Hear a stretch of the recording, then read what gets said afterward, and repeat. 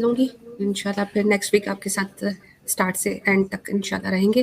बहुत बहुत शुक्रिया बहुत मौका देने शुक्रिया के जी। लिए तमाम सामीन को भी। अस्सलाम वालेकुम वरहमतुल्लाह। वालेकुम अस्सलाम वरहमतुल्लाहि वबरकातुहू। लो जनाब, उख्ती चली गई हैं, इसका मतलब है कि अब सारे लिबर्टी ले सकते हैं, अब जिसने जो कहना है, क्या आई डोंट नो। चले, लेट मी सी कि नेक्स्ट कॉलर को हम लेते हैं। राफ़े, हेलो, आप मेरे साथ हैं? जी अस्सलाम वालेकुम, आपको आवाज़ आ रही है? वालेकुम अस्सलाम। राफ़े, एक सेकंड यार इंतज़ार कीजिएगा, मैं स्क्रीन मुझसे बहुत दूर है और मुझे टाइम नोट करना साथ में। Is it 1 hour 42 and nearly 40 seconds, और आप तशरीफ़ लाए हैं जनाब राफ़े अज़हर, जी राइट?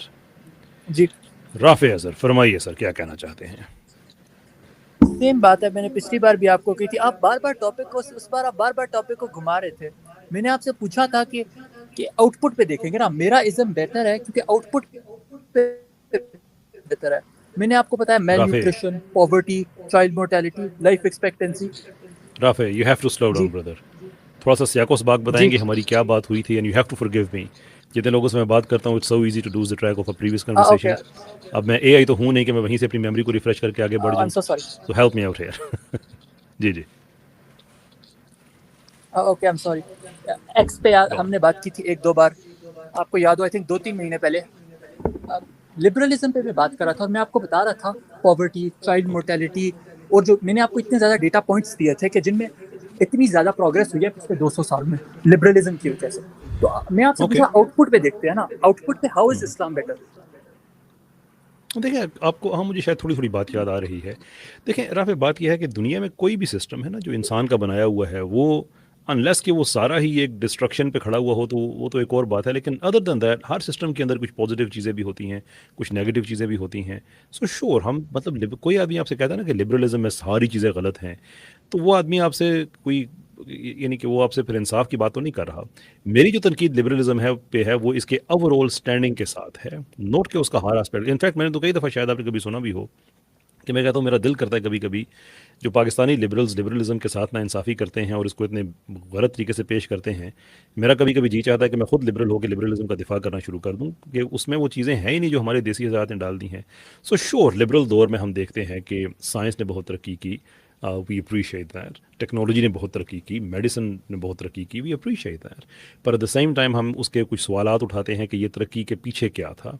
जब हम ये देखते हैं कि उस तरक्की के पीछे कलोनियल एम्पायर था, जब हम ये देखते हैं कि उसके पीछे कत्ल खून बहुत ज़्यादा था, लोगों की ज़मीनों पे कब्ज़े करने, और ये सारे जो हैं, ये कोपरनिकस के बाद जो डाइवर्जन चर्च के साथ स्टार्ट हुई थी, उसके अंदर ठीक है, चर्च की कुछ ना कुछ इन्फ्यूजन भी पाई जाती थी, इसमें कोई शक नहीं है।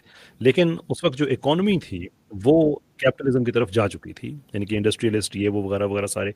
तो वो सारे लिबरल प्रोडक्ट्स ही थे कि जो इन्वेस्ट करते थे। वुड यू बिलीव कि प्राइवेट कंपनीज़ इन्वेस्ट कर रही हैं, ये जो नए जो कॉलोनियल, जो नई कॉलोनीज़ दरियाफ़्त होती थीं, उसके अंदर ये जो आजकल के ज़माने में जो आप कह सकते हैं ना पीपीपी, इनके पब्लिक प्राइवेट पार्टनरशिप, उस ज़माने में होता था कि एक मिशन जाना है क्वीन का या किंग का, तो उसमें प्राइवेट लोग हैं, वो इन्वेस्ट कर रहे हैं, शिप्स दे रहे हैं, प्राइवेटेयर्स दे रहे हैं।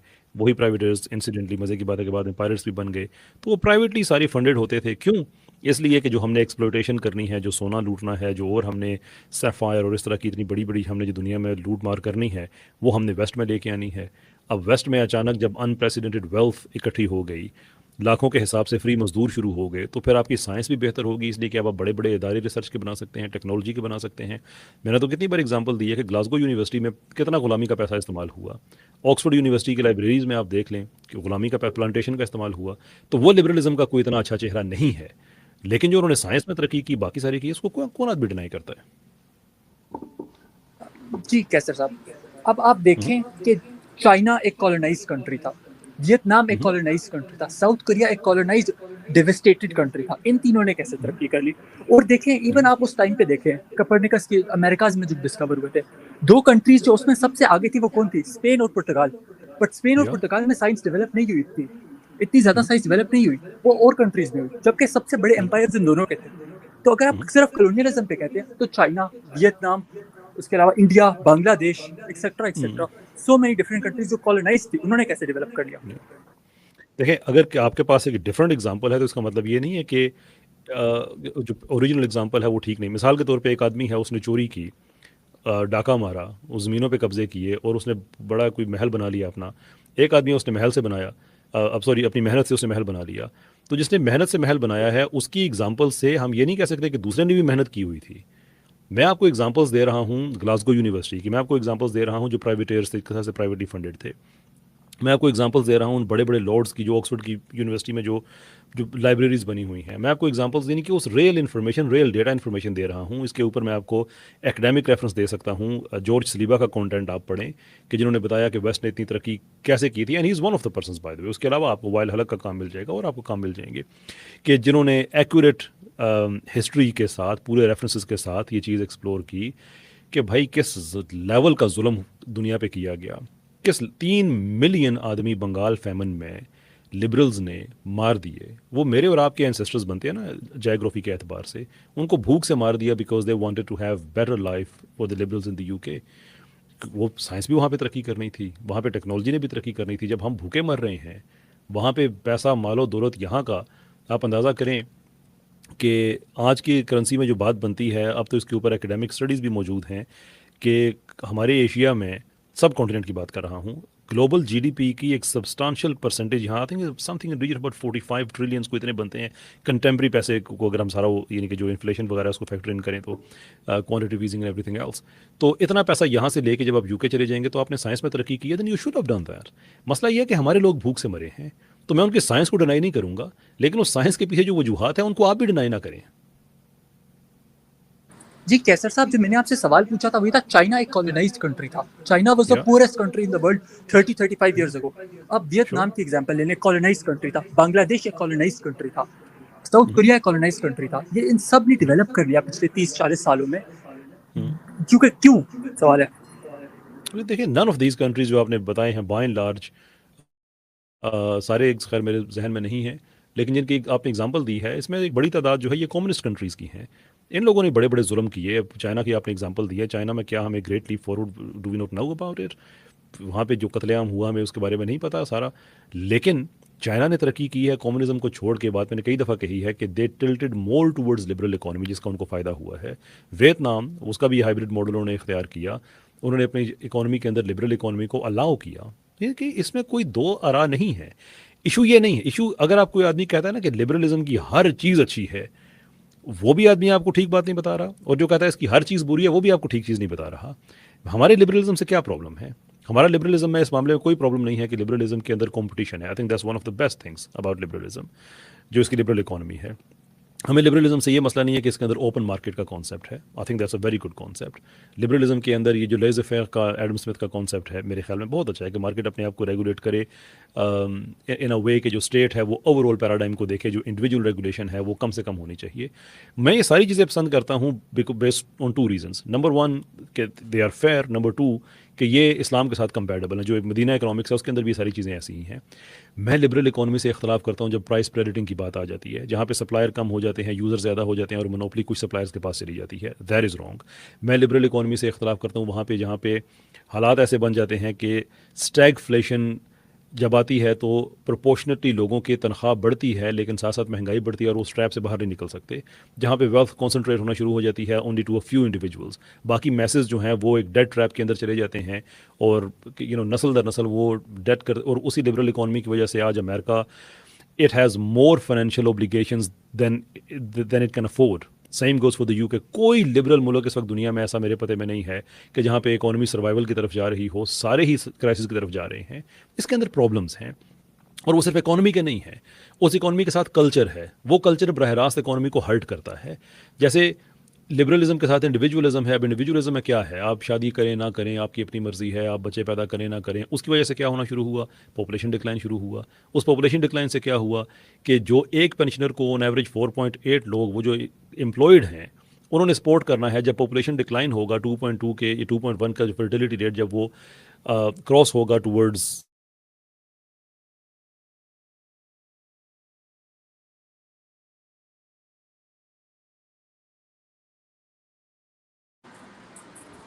हेलो कैसर, आप बोल रहे हैं?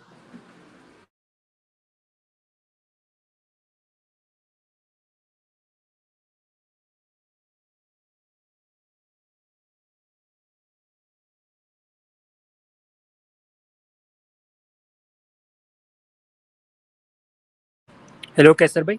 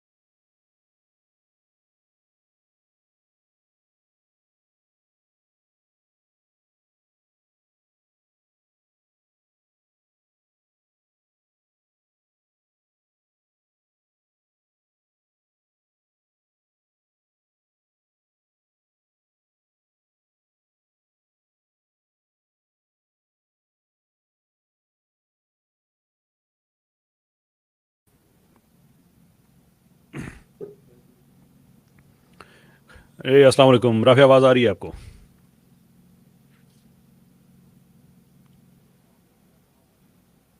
जी राफ़ी, आवाज़ आ रही है आपको?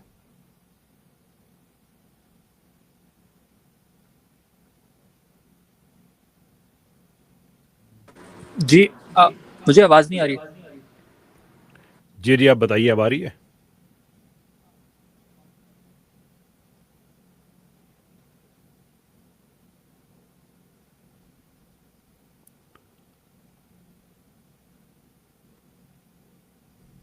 सर भाई. जी जी, आप बताइए, मेरी आवाज़ आ रही है आपको? अस्सलाम वालेकुम. अब आपको आवाज आ रही है? जी जी, वालेकुम सलाम, मुझे आ रही है जी, आपको आ रही है?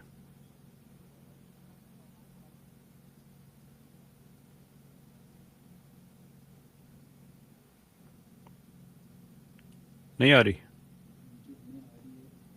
अच्छा चले राफ़ी, मैं एक मिनट, आपको मैं दोबारा से, शायद राफ़ी की तरफ से शायद कोई इशू हो. मैं एक और गेस्ट लेके, तो फिर मैं इंशाल्लाह, लेट मी, एक्चुअली अब इसको हमें ख़त्म ही कर देना चाहिए. वही थिंग्स आर गोइंग. अच्छा जी, आप बताइए जी. हेलो राफ़ी.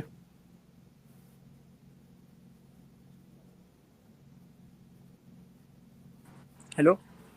जी जी, हेलो, आवाज़ आ रही है आपको? ठीक है, तो फिर मैं इंशाल्लाह, लेट मी, एक्चुअली अब इसको हमें ख़त्म ही करना चाहिए. वही थिंग्स आर गोइंग.